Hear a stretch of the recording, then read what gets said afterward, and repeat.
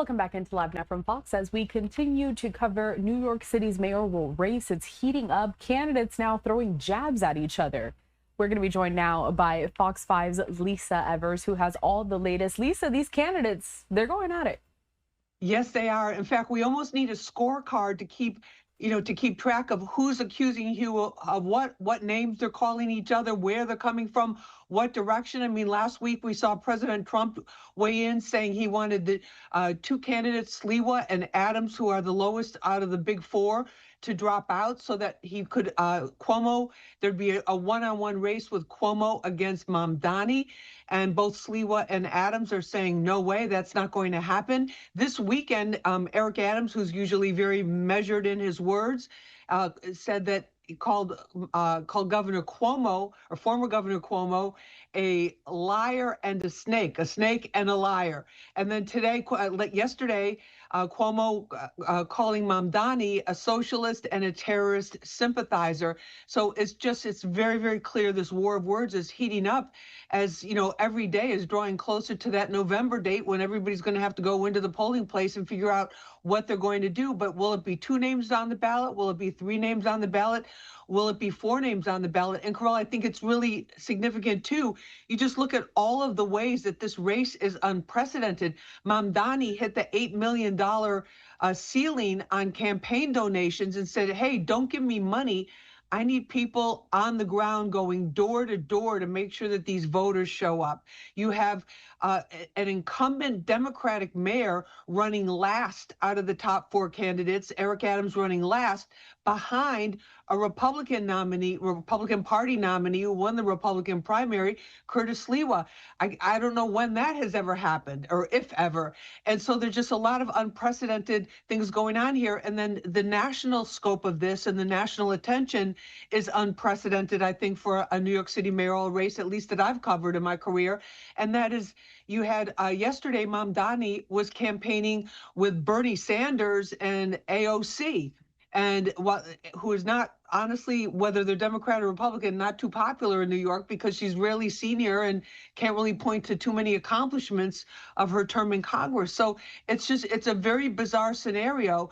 And then, this call for two of the candidates to drop out. Now it's starting to look like Game of Thrones with calls coming from the White House. So we'll see, it's basically anything goes, but the structure of who's number 1, number 2, number 3, number 4 hasn't changed that much, although Mamdani lost a little bit. He's down to about 37% in one of the latest polls. Cuomo at 25, Sliwa at 17, and Adams at 11. So the bottom 3 have gone up a little bit, and Mamdani has gone down a little bit, but still not enough to really shake this thing up. It's interesting that you did mention really just the grand scope of this race. I had a political analyst on earlier, and he's following this very closely. And I usually just have him on to talk about the federal government, the Trump administration. But really, all of that is kind of filtering through this mayoral race in New York City. And you were talking about how it's very unprecedented what you're seeing here. So you're saying this hasn't really happened before, kind of the scope and the magnitude. Not to the extent of all of the different interests, not to have a viable Republican candidate, which that hasn't happened for a long time. It was more common, many decades ago. People think of John Lindsay. That's going back decades and decades. They think of Rudy Giuliani. You're still talking over, about almost 20 years. About 20 years. So it's just and I think also too, it's like the boldness and the brazenness, because you have an election. This is not just an election that's being won or going to be won with digitally or on the ground with people going door to door, old school basic politics. You still, at the end of the day, you need people to mail in that mail-in vote, or you need people to show up actually at the polls and pull the lever for a particular candidate. But you had Zoran Mamdani, who's virtually unknown, who's only been a New York State assemblyman, which, by the way, is a part-time job. It's not even a 12-month-a-year assignment. He's been in that position for 3 years or less. You have him coming out. Now he's saying he wants to debate President Trump in all 5 boroughs that make up New York City in one-on-one debates. So what is that telling you? And then you see him campaigning yesterday in Queens, in Astoria, Queens, in his district, where with AOC and with Bernie Sanders, clearly being mayor of New York City is looking like it's just a stepping stone for him as the anointed, knight that can rescue the Democratic Party, which in so many places is in shambles or and having a huge identity crisis after President Trump's spectacular and unexpected win to some people, you know?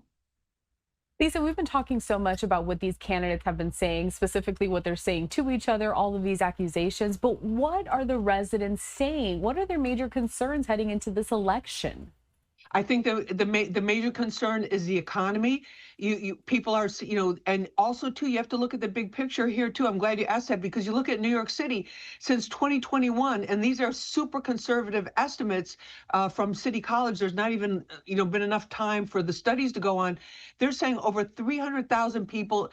The estimates from moving companies are even higher. Nearly 500,000 have moved out of New York City, the city itself, and have moved to the suburbs or moved to other parts of the country, primarily Florida and the Southwest, because of the taxes, because of the crime, and just because everything is so darn expensive. I mean, you go and get just a cup of coffee, and it's $5. You go and you get a coffee, and then like a bagel or a croissant or just a little something to eat with it, and you're talking about $10, $11 by the time they add on the sales tax and all of that. So it's just the affordability is a huge issue, which Adams is talking about, Slee was talking about, and the public safety, which is, you have to remember too, Andrew Cuomo is the one that signed into a law, this bail reform that has been blasted by much of law enforcement and also by a lot of community leaders as well, because it just churns out these criminals without any real jail time or any real fear of any consequences. So the public safety, even though the crime stats, we have to give the NYPD credit for that, the hardworking detectives, the men and women who've been out there taking guns off the streets, solving these cases. I've seen firsthand them do it with these targeted takedowns of the most violent gang members. We've had the gang membership in New York City has quadrupled in the last 5 years. There's tens of thousands of gang members in New York City now, according to the police database. And that's what they're saying and what they're admitting to. So these are the issues that New Yorkers are most concerned about. It's just, people can deal with, New Yorkers are resilient, like a lot of Americans. They can deal with one thing that's a daily hassle. You can deal, which is always the traffic. But then when you go into your job and then you're getting not just panhandled, but you're getting accosted by a mentally ill person acting erratically, who you don't know if 1 minute they're going to try to grab you or if they're going to shove you onto a subway. And then if they do shove you onto a subway, because of these crazy laws we have now, it's basically a misdemeanor. I mean, you don't even get jail time for that if you get arrested for it. So with this no cash bail. So it's just a lot of those day-to-day issues that have just been piling up on people, and nobody's really talking about what's the vision for New York. New York is at a tremendous crossroads right now. Yeah, there's new housing, but they're multi-million. Many of them are $1 million plus condos that people are buying from other cities and other countries as investments for their kids who are going to college here, or for their young people as they're getting started in their life. They're not apartments that most New Yorkers can afford. And I just think in terms of the vision, it's basically we're still in this triage mode in the political discussion instead of looking at these longer range issues. And now with these candidates, as you pointed out, with them, this war of words and just these verbal slings going back and forth and arrows going back and forth. They're not getting into like what would they really do. Like, we know public safety. Cuomo says he'd hire 5,000 more cops. Great. How are you going to pay for that?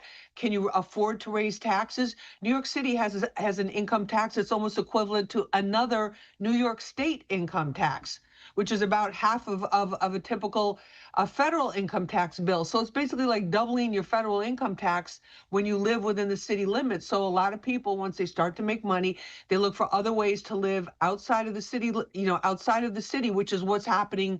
And we're seeing huge growth spurts in New Jersey and upstate New York outside of the city limits, and also on Long Island. And some people even commute from Philadelphia. They take the train in and take the train home to Philly every day, just because it's more, the cost of living is so much less. So there's a lot of issues here, and we're just not hearing the kind of conversations that people want, and then Mamdani, they're saying, he wants to defund the police, which he stated on multiple occasions. That's the last thing that a lot of New Yorkers want to hear. So I also want to question the polls too, because you remember how off the polls were during the presidential race, as we were going through that. And I just wonder if people feel like, oh, I have to, because I'm a Democrat, which New York city is primarily Democrat. The Democrats outnumber Republicans and independents.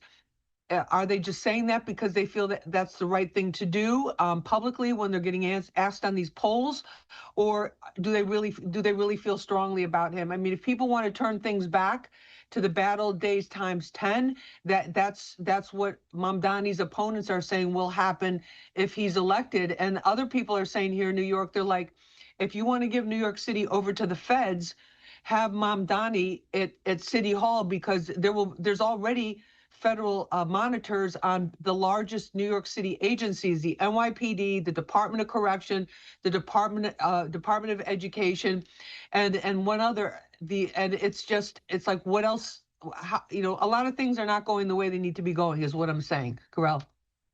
Lisa, there's just so much to keep in mind with this race, but I really don't want to lose the focus. And I'm glad that we got to touch on that question. Really, what the residents want, they're going to be the ones that are most affected by whoever comes out on top of this. So Absolutely. even though it's making all of these headlines, the candidates, what they're saying about each other, I mean, really, though, it's people that live in New York City, and they're going to have to face whatever consequences come from that election. But Lisa Evers, we always thank you for your time here at Live Now from Fox, joining us from down there in New York. You take care. This race is heating up. We're going to continue to cover it until November. So we'll talk soon. All right. Thank you so much. Have a great day.